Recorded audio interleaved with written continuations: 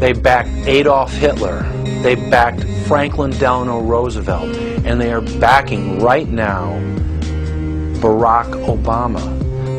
The banking cartel had established a beachhead in 1913 through the Federal Reserve Act. In 1947, they set up a parallel shadow government through the National Security Act.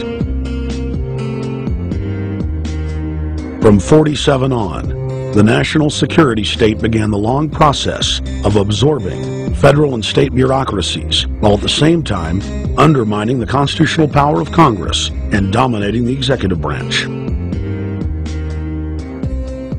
By controlling the issuance of currency and credit, the private Federal Reserve was able to buy up most of the Fortune 500. And if a company wouldn't sell, the bankers would unleash federal regulators to run them out of business. Private central banks in Europe, the United States, and England took taxpayer money and loaned it at over 30% interest to third world nations. The bankers would then bribe the leaders of those countries not to pay back the loans. Their third world puppets would sign agreements stating that when the country defaulted, the banks would be given all the natural resources and infrastructure of the once sovereign lands. But worst of all, the countries would pledge future taxes paid by the people in perpetuity as profit to the private banks. By the year 2000, there were few nations that had not fallen to the designs of the money power. The globalists were now ready to start their final phase of world government takeover, the destruction of the Western nations' economies. To carry out their final takeover, they first removed banking regulations like the Glass-Steagall Act in the late 1990s. This allowed their front companies to issue unlimited credit to the world and to set up colossal Ponzi schemes, the likes of which the world had never seen. The scams were advertised by the controlled corporate media as completely legitimate. Because of the fantastic returns, private investors, corporations, state and local governments invested heavily. They had taken the bait, hook, line, and sinker. To destroy confidence, in late 2007, the bankers themselves began to badmouth the scams they had created. Next, the central bankers cut off the tsunami of fiat money that they had been using to pump up the bubble. When Congress and the public refused to write the finance oligarchs a blank check, the bankers began to engage in financial terrorism. They said that the world would go into another Great Depression unless their demands were met, further destroying confidence. The stock market instantly had its biggest one-day loss in history, but even that wasn't enough to force Congress to capitulate to the offshore banks. Senator Inhofe of Oklahoma and Congressman Brad Sherman of California, amongst others, told the world that the entire Congress had been threatened with martial law by the White House and the Treasury Department if they didn't pass the so-called banker bailout bill. The only way they can pass this bill is by creating and sustaining a panic atmosphere. That atmosphere is not justified. Many of us were told in private conversations that if we voted against this bill on Monday, that the sky would fall, the market would drop 2,000 or 3,000 points the first day, another couple thousand the second day, and a few members were even told that there would be martial law in America if we voted no. That's what I call fear-mongering. Unjustified.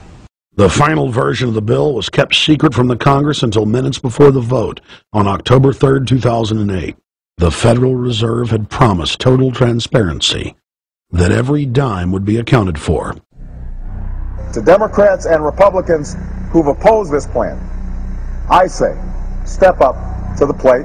Let's do what's right for the country at this time, because the time to act is now. To prevent the possibility of a crisis turning into a catastrophe. After its passage, the public learned with horror that the bill was really a financial coup d'etat by Wall Street. The bill didn't just give $700 billion to the banks. It was a blank check.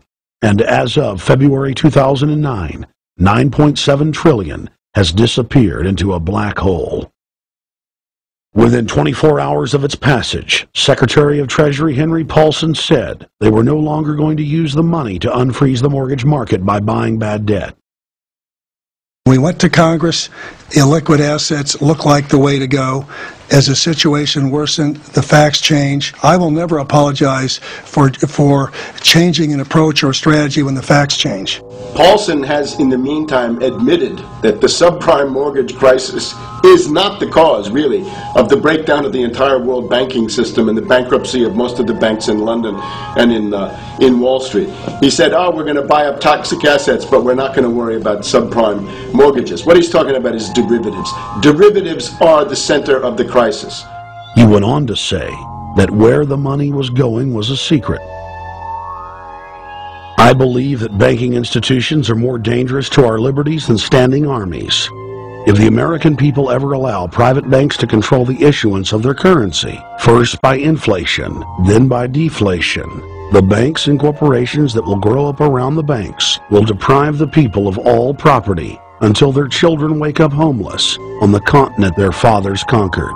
The issuing power should be taken from the banks and restored to the people to whom it properly belongs. Thomas Jefferson, 3rd President of the United States.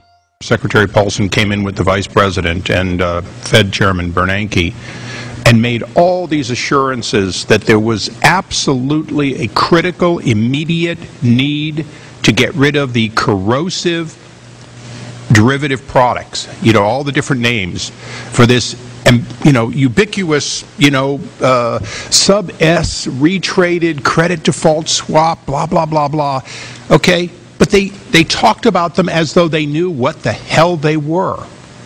You got the money and you immediately said, what items, what auction?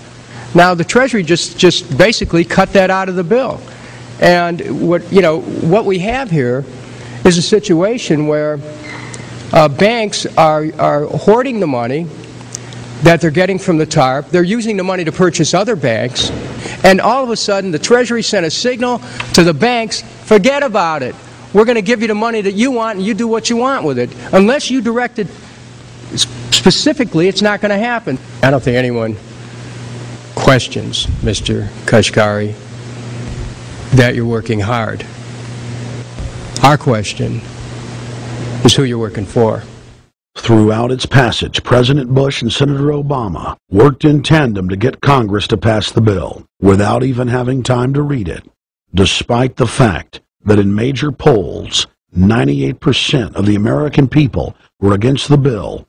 The leadership in both parties were for it.